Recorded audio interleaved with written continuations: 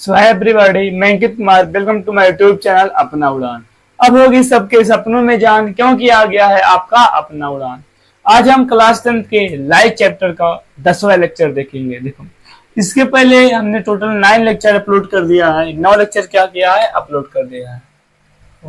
9 lecture में हमने क्या क्या पढ़ा है, टोटल प्रकाश से लेकर के उत्तल लेंस द्वारा प्रतिबिंब का बनना पूरा हमने पढ़ करके कवर किया है। तो आज का हमारा हेडिंग रहेगा अवतल लेंस द्वारा प्रतिबिंब का बनना। चलिए हेडिंग लगा लीजिए। हेडिंग क्या है, अवतल लेंस द्वारा प्रतिबिंब का बनना। अवतल लेंस द्वारा प्रतिबिंब का बनना। देखो, अगर हम देखें अवतल लेंस द्वारा प्रतिबिंब का बनना, इसमें कितने केस होते हैं, तो टोटल इसमें 2 केस होते हैं। केस नंबर 1 आप देखिए, केस नंबर 1 यानी कि स्थिति नंबर 1। केस नंबर 1 क्या होता है, जब वस्तु कहां पर हो, अनंत पे। जब वस्तु अनंत पर हो, अनंत पर तो बनाओ अवतल लेंस। ये क्या हो गया, अवतल लेंस हो गया। प्रकाशीय केंद्र, वस्तु कहां पर है, अनंत। तो प्रकाश किरण कैसे आएगा, समांतर है। कैसे आएगा, समांतर। तो जब अवतल लेंस में क्या होता है, कोई प्रकाश किरण मुख्य अक्ष के समांतर होता है तो क्या होता है, इस प्रकार से वो फैल जाता है। जिससे क्या होता है, पीछे लाने पर ऐसा लगता है कि वह कहां से आता है, द्वितीय फोकस से आता है। कहां से आता है, द्वितीय फोकस से। देखो, प्रकाश किरण क्या हुआ, मुख्य अक्ष के समांतर हुआ तो क्या होगा, इस प्रकार से निकल जाएगा। जब पीछे लाओगे तो क्या होगा, ऐसा लगेगा कि द्वितीय फोकस से आ रहा है। जहां से प्रकाश किरण आता था वहां आता हुआ प्रतीत होता है, चाहे मिलता है या मिलता हुआ प्रतीत होता है। वहीं पर क्या होता है, प्रतिबिंब। वहां पर क्या बनता है, प्रतिबिंब। यानी कि अगर हम बात करें प्रतिबिंब की स्थिति के बारे में, तो प्रतिबिंब की स्थिति कहां पर है, द्वितीय फोकस पर। कहां पर, द्वितीय फोकस, यानी कि F2 पर।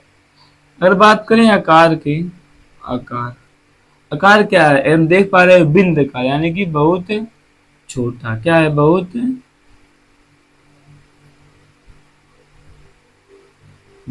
छोटा।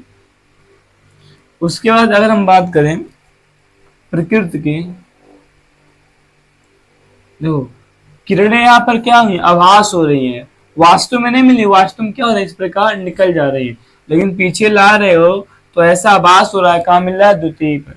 यानी कि प्रकृति क्या होगा, आभासी और सीधा। आभासी और सीधा। तो इसी के आगे हम देखते हैं case number 2। Case number 2, case number 2 क्या होता है, जब वस्तु कहां पर हो, अनंत और प्रकाशिक केंद्र के बीच हो। कहां पर हो, अनंत और प्रकाशिक केंद्र के बीच। तो बनाओ, ये क्या हो गया, अवतल लेंस, मुख्य अक्ष। यहाँ पर मान लीजिए कोई एक वस्तु है, ए और बी, ए और बी। ये क्या है, प्रकाशिक केंद्र, यानी कि सी। देखो बनाओ प्रतिबिंब, क्या होगा, प्रकाश किरण मुख्य अक्ष के समांतर गया, इस प्रकार से वह चला जाएगा। लेकिन पीछे लेकर के आओगे तो क्या होगा, ऐसा प्रतीत होगा कि कहां से आ रहा है, F2 से। कहां से आ रहा है, F2 से। और दूसरा किरण आप क्या करो, प्रकाशिक केंद्र, कहां से भेज दो, प्रकाशिक केंद्र से। वो क्या होगा, सीधे निकल जाएगा। दोनों किरणें जहां पर मिलती है वहां पर क्या बनता है, प्रतिबिंब। क्या प्रतिबिंब क्या बन गया, A डैश और B डैश। कहां पर मिली है, F2 और C के बीच, यानी द्वितीय फोकस और प्रकाशिक केंद्र के बीच। देखो, जब वस्तु कहां था, अनंत और प्रकाशिक केंद्र के बीच था, तो क्या हुआ, सबसे पहला प्रकाश किरण समांतर गया, तो इस प्रकार से वह चला गया। पीछे लाने पे आभास हुआ, कहां पर मिला है, द्वितीय फोकस से आ रहा है। फिर देखो क्या हुआ, प्रकाशिक केंद्र से चला गया। दोनों प्रकाश किरणें कहां मिली हैं, इस बिंदु पर, यानी कि द्वितीय फोकस और प्रकाशिक केंद्र के बीच मिली है। तो जहां पर प्रकाश किरण मिलती है, प्रकाश बनता है, प्रतिबिंब बनता है। यानी कि अगर हम बात करें प्रतिबिंब की स्थिति के बारे में, तो प्रतिबिंब की स्थिति कहाँ है? F2 और C के बीच। कहाँ पर है? F2 और C के बीच। ठीक है। अगर बात करें आकार के, आकार देख सकते हो, वस्तु इतना बड़ा, प्रतिबिंब इतना छोटा, यानी कि वस्तु से छोटा, वस्तु से क्या है? छोटा। अगर देखो इसके बाद देखते हैं प्रकृति की बात करें, प्रकृति देखो आभास हो रही है यहाँ, यानी क्या बन गया? आभासी और सीधा, आभासी और सीधा।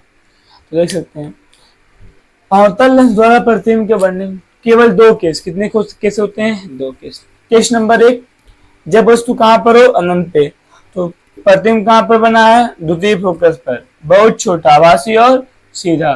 फिर देखो जब वस्तु कहां पर हो? अनंत और प्रकाशिक केंद्र के बीच, तो प्रतिबिंब कहां बना है? द्वितीय फोकस और प्रकाशिक केंद्र के बीच, वस्तु से छोटा, आभासी और सीधा। ये क्या होता है? अवतल लेंस द्वारा प्रतिबिंब का बनना होता है खत्म। आप नोट कर लीजिए, चाहे स्क्रीनशॉट मान लीजिए, इरेज करता हूं मैं इसे। देखो इसके बाद का जो हमारा हेडिंग आएगा, तो हम समझते हैं क्या था, जितना भी लेंस द्वारा हमने प्रतिबिंब का बनना पड़ा था, सब क्या हो गया? खत्म। सब क्या हो गया है? खत्म हो गया है। ठीक है। तो अब जो हमारा हेडिंग आएगा, लेंस फार्मूला, यानी कि लेंस सूत्र, इसके बारे में बात करेंगे हम, लेंस सूत्र के बारे में।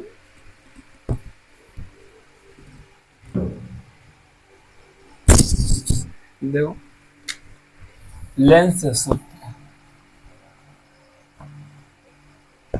हेडिंग लगाते हैं लेंस सूत्र। तो लेंस सूत्र होता क्या है समझो, होता है 1/f बराबर 1/v माइनस का 1/u। जो यह फार्मूला देख पा रहे हैं, इसी को कहते हैं लेंस फार्मूला। क्या कहते हैं? Lens formula. सबसे पहले हम इसके डेरिवेशन के बारे में बात करते हैं, इसका डेरिवेशन करते हैं, फार्मूला कहाँ से आया है। ठीक है, चलो इसका डेरिवेशन आप एक अवतल लेंस से भी कर सकते हो, एक उत्तल लेंस से। सबसे पहले हम क्या करेंगे? उत्तल लेंस से। किससे करेंगे? उत्तल लेंस से। चलिए करते हैं उत्तल लेंस से। उसके लिए आपको चाहिए एक उत्तल लेंस, फिगर सही से बनाए। ये क्या है? उत्तल प्रकाशिक केंद्र।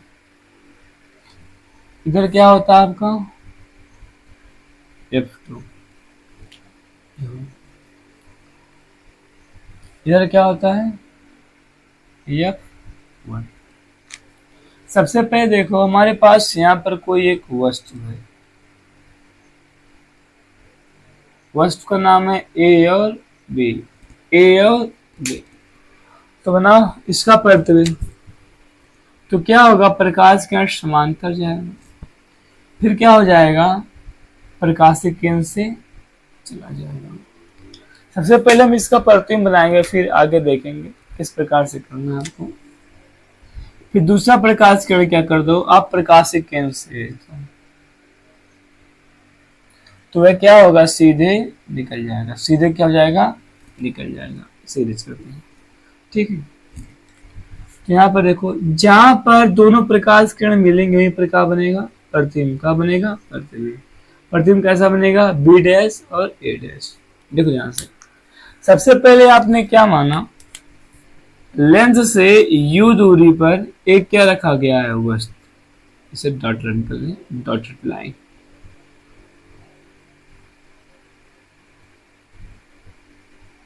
देखो एक क्या है? उत्तल लेंस। एक क्या है? उत्तल लेंस। ये क्या है? उत्तल लेंस, जिससे u दूरी पर एक ए बी क्या है? वस्तु है। इस वस्तु का हमने सबसे पहले क्या किया? प्रतिबिंब बनाया। सबसे पहला प्रकाश क्या? मुख के समांतर गया, अपवर्तन के पश्चात द्वितीय फोकस से चला गया, फिर दूसरा प्रकाश कण क्या हुआ, प्रकाशित केंद्र से गया हुआ सीधे निकल गया। फिर आप देख पा रहे हैं कि लेंस से v दूरी पर, कितनी दूरी पर, v दूरी पर प्रतिबिंब बन रहा है, b डैश और a डैश। और देखो आपका फोकस है, इसे क्या कहते हैं, फोकस, यानी कि स्मॉल एफ क्या है, फोकस दूरी। सबको समझो, u क्या है, लेंस से वस्तु की दूरी, और देखो v क्या है, लेंस से बने प्रतिबिंब की दूरी, u क्या है, लेंस की फोकस दूरी। तो देखो अब हम सबसे पहले डेरिवेशन करते हैं। डेरिवेशन वेरी सिंपल, बहुत सहज है। आप इसका सबसे पहले एक क्या आपके पास है, c, क्या है, c। इसका कोई नाम लीजिए, इस बिंदु का, इस बिंदु का नाम क्या है, p, क्या नाम है। देखो जो इस तरीके से डेरिवेशन होते हैं ना, तो इसमें थोड़ा आपको माइंड लगाना है, बहुत कम, फिर आप इसको एकदम आसानी से कर सकते हो। आपको एक त्रिभुज लेना होता है, क्या लेना होता है, त्रिभुज। सबसे पहले हम अगर यहाँ पर देखें, क्या है, एफ है, वी है और यू है, यानी कि आप ऐसा त्रिभुज लो जिसमें क्या आ जाए, यू आ जाए और वी आ जाए और एफ भी आ जाए। तो अगर हम देखें, बात करें एक सिस्टम से, एक लाइन से, पहले कौन त्रिभुज है, अगर हम देखें जो हमारे पास त्रिभुज, यहाँ पर हम लिख रहे हैं सबसे पहले त्रिभुज ए बी सी तथा त्रिभुज A dash B dash C. देखो क्या कह रहा हूं, त्रिभुज ए बी सी, आप देख पा रहे हैं, ए बी सी, फिर से देखिए ए बी सी, ये क्या हो गया आपका एक त्रिभुज। दूसरा त्रिभुज A dash B dash C, A dash B dash C, हाँ दिख रहा है, ठीक। देखो बी कोण कितना है, 90 डिग्री, और बी डैश भी कितना है, 90 डिग्री। यहाँ पर आप देख पा रहे हैं कि कोण बी बराबर किसके है, कोण बी डैश। क्यों, क्योंकि दोनों लोग कितना है, 90 डिग्री। चलिए फिर आगे देखते हैं। देखो जो आपका ए वाला कोण है, इस वाले कोण के क्या है, बराबर है, और जो त्रिभुज का आपका ए वाला कोण है, इस वाले कोण के क्या है, बराबर है। किसके नियम से, शीर्षा विमुख कोण से। देखो देखते हैं, इस वाले कोण का नाम क्या है, ए सी बी, क्या नाम है, कोण ए सी बी। ध्यान से देखो, कोण आप कैसे लिखते हो, देखो ए सी बी, चलिए आप इसे ऐसे भी लिख सकते हो, बी सी बी, बशर्ते आपको ये चीज ध्यान रहे, जिस कोण को आप बताना चाह रहे हो वो क्या होगा, बीच में, कहां पर होगा, बीच में। तो इसलिए मैं लिखा हूं ए सी बी, ए सी बी। फिर देखो बराबर किस वाले कोण के हैं, इस वाले कोण का नाम क्या हो जाएगा, ए डैश सी बी डैश, चाहे आप बोल सकते हो बी डैश सी ए डैश। कोण कौन है, A dash C B dash. क्यों बराबर है, शीर्षा विमुख कोण के, किससे, शीर्षा विमुख कोण से, किससे है, शीर्षा विमुख कोण से। शीर्षा विमुख कोण याद है ना, पढ़े हो आप लोग ना, क्या होते हैं, सम्मुख कोण क्या होते हैं, बराबर होते हैं। एक क्या है, सम्मुख, सामने का कोण है, ठीक है। तो यहाँ पर देखो, जब यहाँ पर आपके पास त्रिभुज क्या है, ए बी सी है, और दूसरे का त्रिभुज क्या है, A dash B dash C है। ध्यान दो, जब किसी त्रिभुज के दो कोण क्या हो जाए, बराबर हो जाए, तो वह त्रिभुज क्या हो जाता है, समरूप। क्या हो जाता है, समरूप। तो आप कह सकते हो, अतः क्या हो गया, अतः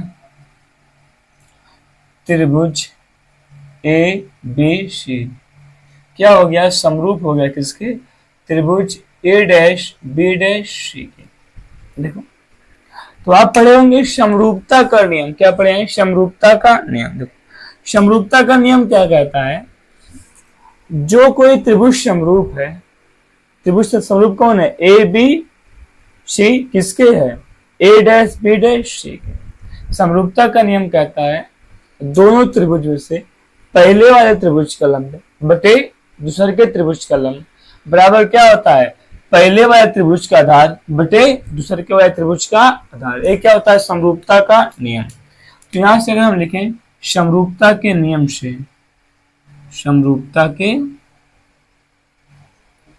नियम से, समरूपता के नियम से क्या हो जाएगा, पहले त्रिभुज का लंब कितना है, ए बी, कितना है, ए बी, बटे दूसरे के त्रिभुज का लंब कितना है, ए डैश बी डैश, कितना है ए डैश बी डैश, बराबर पहले त्रिभुज का आधार कितना है, बी सी, बी सी, दूसरे के त्रिभुज का आधार बी डैश सी, कितना है बी डैश सी। समीकरण नंबर एक, क्या समीकरण नंबर एक। फिर देखो अगर इसकी बात हम बात करें दूसरे त्रिभुज की, त्रिभुज पी सी एफ टू तथा त्रिभुज A dash B dash F two की। देखो तो कौन त्रिभुज है, P C F two, P C F two, आप देखो ध्यान से, P C F two, P C F two एक त्रिभुज हो गया। दूसरे का क्या है, A dash B dash F two, A dash B dash F two. तो यहाँ पर देखो ए कोण कितना है, 90 डिग्री। तो आप देख पा रहे हो कि कोण, ब्लैक से लिखता हूं जिससे आपको देखें, कोण सी बराबर किसके, कोण बी डैश के। क्यों, क्योंकि दोनों लोग कितने हैं, 90 डिग्री हैं। और देख पा रहे हैं ए वाला कोण इस वाले कोण के क्या है, बराबर है, किसके नियम से, शीर्षाभिमुख कोण से। इस कोण का नाम क्या हो जाएगा, P F two C, P F two C, कोण पी एफ टू सी बराबर किसके हैं, कोण A dash F two B dash, कोण ए डैश कितना है, एफ टू बी डैश। क्यों, शीर्षाभिमुख कोण से, शीर्षाभिमुख कोण से।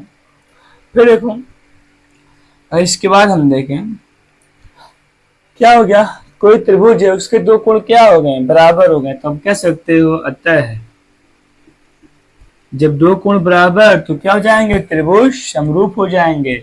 अतः आप कह सकते हो ए वाला जो त्रिभुज आपका है कौन है, पी सी एफ टू क्या हो जाएगा, समरूप हो जाएगा किसके, A dash B dash F two के। तो देखो जब समरूप हो गया तो क्या लगा दो आप, समरूपता का नियम, समरूपता के नियम से। समरूपता का नियम क्या कहता है, पहले त्रिभुज का लंब कितना है, पी सी, बटे दूसरे के लंब कितना है, ए डैश बी डैश, बराबर पहले का आधार कितना है, सी एफ टू, कितना है सी एफ टू, बटे दूसरे के आधार कितना है, दूसरे के आधार देखो B dash F two, B dash F two. देखो आप यहाँ पर देखो जो पी सी है किसके बराबर है, ए बी के। जो आपका क्या है, पी सी बराबर किसके है, ए बी के। यानी कि आप पी सी के स्थान पे क्या लिख सकते हो, ए और बी, बटे कितना, ए डैश बी डैश बराबर सी एफ टू बटे बी डैश एफ टू। समीकरण नंबर 2। अब क्या करो, आप समीकरण 1 और 2 को देखो, समीकरण 1 और 2 को देखो। तो यहाँ पर क्या है, समीकरण 1 में ए बी बटे ए डैश बी, यहाँ पर भी कितना है, ए बी बटे ए डैश बी। यानी कि समीकरण 1 और 2 से आप देख पा रहे हो इनका बायां पक्ष क्या है, बराबर है। तो अब क्या हो जाएगा, इनका दायां पक्ष भी बराबर हो जाएगा। देखो समीकरण 1 और 2 से, समीकरण 1 और 2 से, समीकरण 1 2 से आप क्या देख पा रहे हो, इनका क्या है, बायां पक्ष बराबर है। देखो ए बी बटे ए डैश बी, यहाँ पर भी कितना, ए बी बटे ए डैश बी। तो क्या हो जाएगा, इस दायां वाला पक्ष भी क्या हो जाएगा, बराबर। अर्थात आप लिख सकते हैं यहाँ पर, अतः क्या हो जाएगा, दायां पक्ष कौन है, बी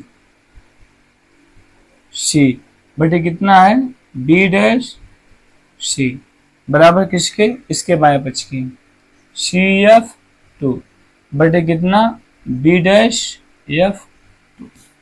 फिर देखते हैं, आगे बढ़ते हैं। देखो ध्यान से, कितना यहाँ पर हमारे पास आ गया, बी सी बटे बी डैश सी बराबर सी एफ टू, फिर बटे कितना है, बी डैश एफ टू। अब देखिए यहाँ पर आप ध्यान से, बी से लेकर के सी की दूरी, बी से लेकर के सी की दूरी, बी से लेकर के सी तक की दूरी कितना है यू, माइनस का यू, क्या है माइनस का यू, क्योंकि आपको कार्टेज चेन में बताया गया है नीचे की दूरी क्या होता है निगेटिव, क्या होता है निगेटिव, इधर का क्या होता है पॉजिटिव, लेफ्ट का क्या होता है निगेटिव, फिर ऊपर का क्या होता है पॉजिटिव। तो ये क्या है जो वस्तु है बाईं ओर है, क्या है बाईं ओर, इसलिए क्या हो गया निगेटिव हो गया। फिर देखो बी डैश से लेकर के सी तक की दूरी कितना है v, क्या होगा प्लस का v, क्या होगा प्लस का v, क्योंकि ये क्या है दाईं ओर है, किधर है दाईं ओर। फिर देखो C से लेकर के F2 की दूरी कितना है F, प्लस का होगा ना क्योंकि क्या है दाईं ओर है। तो यहाँ पर आप देखिए एक चीज, सबसे पहले B से C तक की दूरी, बी सी पता है कितना है माइनस का यू, बी डैश से सी तक की दूरी कितना है v, सी से लेकर के F2 की दूरी कितना है F, और देखो बी डैश से लेकर के F2 की दूरी, इसका तो मन में नहीं निकला, नहीं निकला ना, बी डैश से लेकर के F2 की दूरी, तो आपको दिमाग लगा के सोचना पड़ेगा इस दूरी का आप कोई नाम कैसे निकालो। ध्यान दो, आपको चाहिए बी डैश से लेकर के F2 की दूरी, तो आप क्या करो कुल दूरी कितना है B dash C, B dash C minus C F to. ध्यान दो मैं क्या कर रहा हूं, हमारे पास कुल दूरी कितना है बी डैश सी, में से घटा दे रहा हूं सी एफ टू, इतना दूरी आप इतना घटा दिए तो कितना बचा बी डैश एफ टू, कितना बच गया बी डैश एफ टू। यानी कि आप क्या कर सकते हो, जो आपके पास बी डैश एफ टू है उसके स्थान पे क्या लिख सकते हो, सबसे पहले इसे नोट करता हूँ, बी सी बटे बी डैश सी बराबर सी एफ टू। देखो बी डैश एफ टू का स्थान पे क्या क्या लिख सकते हो बी डैश सी माइनस का सी एफ टू। अब क्या करो आप सबका मान रख दो, आंसर आपके सामने तैयार है। तो देखो बी से लेकर के सी की दूरी कितनी है माइनस का यू, फिर बटे बी डैश से लेकर के सी की दूरी कितना है v, कितना है v बराबर c से लेकर के f2 की दूरी कितना है f, b डैश से c तक की दूरी v, c से लेकर के f2 की दूरी f। तो यहां से देखो अब क्या कर दो त्रिया गुणा, क्या कर दो त्रिया गुणा, तो यहाँ पर कितना हो जाएगा प्लस माइनस माइनस का u v, फिर माइनस माइनस प्लस कितना है u f बराबर का v f। अब क्या करो uvf से भाग लगा दो, क्या लगा दो uvf से भाग देने पर uvf से भाग देने पर, भाग देने पर लगाओ भाग uvf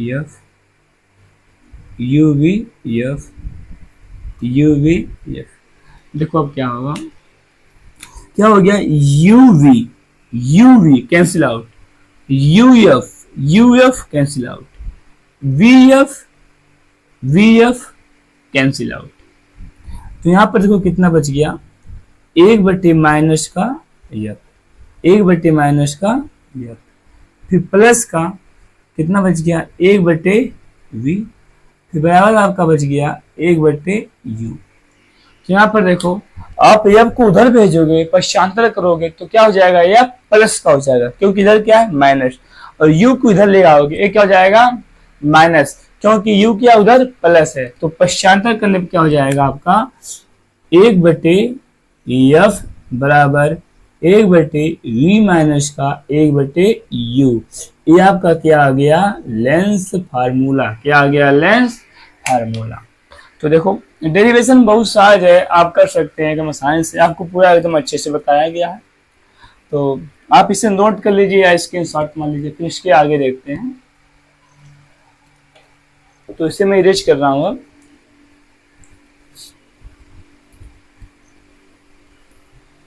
देखो अगर हम बात करें हम रेखीय आवर्धन की, किसकी बात करें रेखीय आवर्धन, तो देखो रेखीय आवर्धन क्या होता है इस बात को समझो। आपको दर्पण वाले सेक्शन में पढ़ाया गया था ना रेखीय आवर्धन के बारे में, चलो फिर से बता दे रहा हूं आपको रेखीय आवर्धन, रेखीय आवर्धन। तो रेखीय आवर्धन क्या होता है, आपके पास कोई एक वस्तु है, क्या है, कोई एक वस्तु है, लेंस के सामने कोई एक वस्तु रखा गया है और क्या हो रहा है, इस वस्तु का प्रतिबिंब बन रहा है। क्या बन रहा है, प्रतिबिंब। तो क्या होता है, किसी वस्तु द्वारा बने प्रतिबिंब, किसी वस्तु का होता है बने प्रतिबिंब तथा वस्तु की लंबाई के अनुपात को क्या कहते हैं, रेखीय आवर्धन कहते हैं। फिर सुनो, किसी लेंस द्वारा वस्तु के बने प्रतिबिंब की लंबाई, वस्तु के बने प्रतिबिंब की लंबाई तथा वस्तु की लंबाई के अनुपात को क्या कहते हैं, रेखीय आवर्धन कहते हैं। परिभाषा लिख रहा हूं, ध्यान दो। परिभाषा क्या होता है, किसी लेंस द्वारा, क्या होता है, किसी लेंस द्वारा बने प्रतिबिंब की लंबाई, बने प्रतिबिंब की लंबाई तथा वस्तु की लंबाई के अनुपात को रेखीय आवर्धन कहते हैं।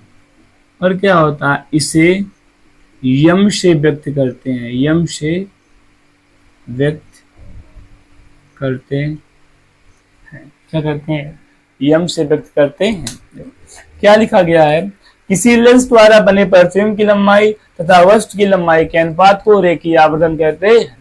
तो इसका डेरिवेशन हम करते हैं, इसको देखते हैं, फार्मूला बनाते हैं।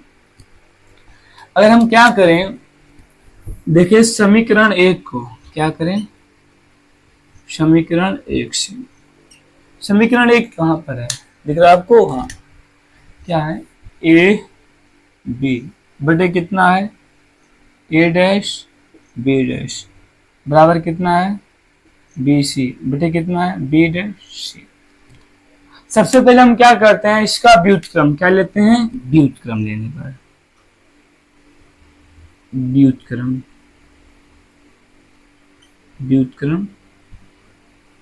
लेने पर तो क्या हो जाएगा, ए डैश बी डैश चला जाएगा ऊपर, ए बी क्या हो जाएगा नीचे, इसी प्रकार का जाएगा बी डैश सी चला जाएगा ऊपर, बी सी क्या हो जाएगा नीचे। देखो यहाँ पर जो आपका ए डैश बी डैश है, ए डैश बी डैश एक किसकी लंबाई है, इमेज की लंबाई, यानी कि आप यहां से कह सकते हो ए डैश बी डैश बराबर क्या हो गया, आई, आई मतलब इमेज की लंबाई। और यहाँ पर देखो जो आपका ए और बी है, ए किसकी लंबाई है, वस्तु की, यानी कि ऑब्जेक्ट, हाइट ऑफ ऑब्जेक्ट, यानी कि ओ। तो यहां से आप देख सकते हो ए डैश बी डैश कितना आपका है, ए डैश बी डैश, तो इसको इधर लिख रहा हूं, ए डैश बी डैश कितना है, आई, फिर बट्टे ए बी कितना है, ओ, ए बी कितना है, ओ। ध्यान दो, अगर हम परिभाषा देखें, परिभाषा से क्या है, लेंस द्वारा बने प्रतिबिंब की लंबाई, क्या होता है, बने प्रतिबिंब की लंबाई तथा वस्तु की लंबाई के अनुपात, ये क्या होगा, प्रतिबिंब की लंबाई तथा वस्तु की लंबाई के अनुपात को क्या कहते हैं, रेखीय आवर्धन कहते हैं, यानी कि यम कहते हैं। तो यहां से देखो आपका फार्मूला आ गया, यम बराबर, देखो अगर मैं इसमें चिन्ह भी देखो, मान लो चिन्ह को रखते हैं, यहां से देखो चिन्ह कितना हो जाएगा, यहाँ पर ए बी, सबसे प्रीफिक्स लेते हैं, चिन्ह कितना है, ए डैश बी डैश कितना है, माइनस का आई, कितना जाएगा, माइनस का आई बटे ओ, ऊपर है ना तो क्या जाएगा, प्लस का ओ, बराबर बी डैश से लेकर के सी की दूरी, बी डैश से सी तक की दूरी कितना है, वी, और देखो बी सी की दूरी कितना है, माइनस का यू, माइनस माइनस क्या हो गया, खत्म हो गया। तो यहां से आपका आ गया रेखीय आवर्धन बराबर यम बराबर आई बटे ओ बराबर वी बटे यू। ये क्या आ गया, रेखीय आवर्धन का फार्मूला आ गया, ठीक है। तो यहां से आप रेखीय आवर्धन के फार्मूला के बारे में भी देख सकते हैं। तो हमें उम्मीद है आपको समझ आया होगा, आप इसे नोट कर लीजिए। अगर हम इसके बाद अब देखें, थोड़ा बोर्ड डिस्टर्ब कर रहा है, बोर्ड का सेटलमेंट नहीं सही हो पाता है।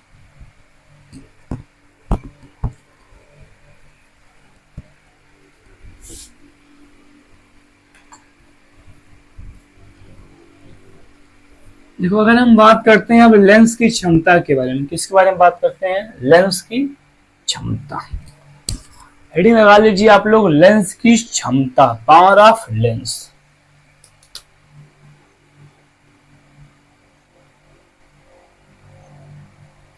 लेंस की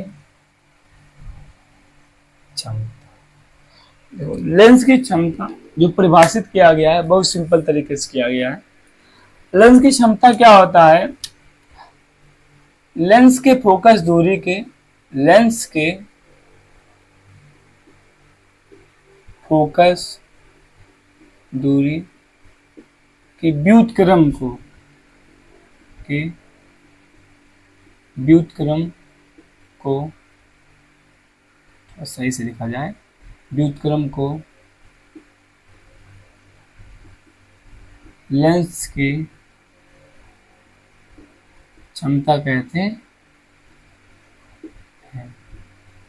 परिभाषा क्या कह रहा है, लेंस के फोकस दूरी के व्युत्क्रम को लेंस की क्षमता कहते हैं। यानी कि क्या हो गया है, लेंस की फोकस दूरी का व्युत्क्रम, इसी को क्या कहते हैं, लेंस की क्षमता कहते हैं। देखो और लिख दो, इसे P से व्यक्त करते हैं, यानी कि P से प्रदर्शित करते हैं। तो P बराबर क्या आ गया, 1/F। देखो एफ क्या है आपका, जब एफ का मान मीटर में दिया हो, क्या हो, एफ का मान मीटर में दिया हो तो क्या होगा, 1/F। फिर देखो P बराबर क्या होगा, 100/F। कब होगा, जब एफ का मान क्या दिया हो, सेंटीमीटर, क्या दिया हो, सेंटीमीटर में। तो आप इस बात को ध्यान रखेंगे। देखो अगर हम लेंस की मात्रक के बारे में बात करें तो मात्रक कैसे निकालेंगे, 1/, कितना है, एफ, यानी कि इसका मात्रक कितना होता है, एफ का, यानी कि मीटर। क्या हो गया, मीटर इनवर्स, क्या हो गया, मीटर इनवर्स। पहला मात्रक क्या हो गया, मीटर इनवर्स। और देखो इसका और क्या होता है, जो मात्रक होता है, मात्रक क्या निकल के आया, ध्यान दो। सबसे पहला मात्रक हो गया मीटर इनवर्स, या आपका इसका मात्रक होता है, इसी को कहते हैं डायोप्टर। क्या कहते हैं, डायोप्टर, क्या कहते हैं, डायोप्टर। इसे हम लोग कैपिटल डी से, किसे लिखते हैं, कैपिटल डी से। कोई पूछेगा लेंस की क्षमता का मात्रक क्या होता है, डायोप्टर, या मीटर इनवर्स भी क्या होता है, क्या होता है, मीटर इनवर्स भी होता है, ठीक है। तो यहां से क्या होता है, हमारे लेंस की क्षमता भी क्या होता है, खत्म होता है। यहाँ पर P क्या है, लेंस की क्षमता, क्या है, लेंस की क्षमता। F क्या है, F फोकस दूरी, फोकस दूरी, ठीक है। तो बस जो हमारा लेंस है, आपका लेंस पूरा हो गया है समाप्त। तो अब इसके हम अगले वीडियो में क्या करेंगे, लेंस से संबंधित न्यूमेरिकल करेंगे। क्या करेंगे, लेंस से संबंधित न्यूमेरिकल, यानी कि आंकिक प्रश्न को देखेंगे। तो बस आज के वीडियो में इतना ही। तो मिलते हैं नेक्स्ट वीडियो में, तब तक लिए bye bye. Thanks watching for my video, please subscribe my channel and press bell icon.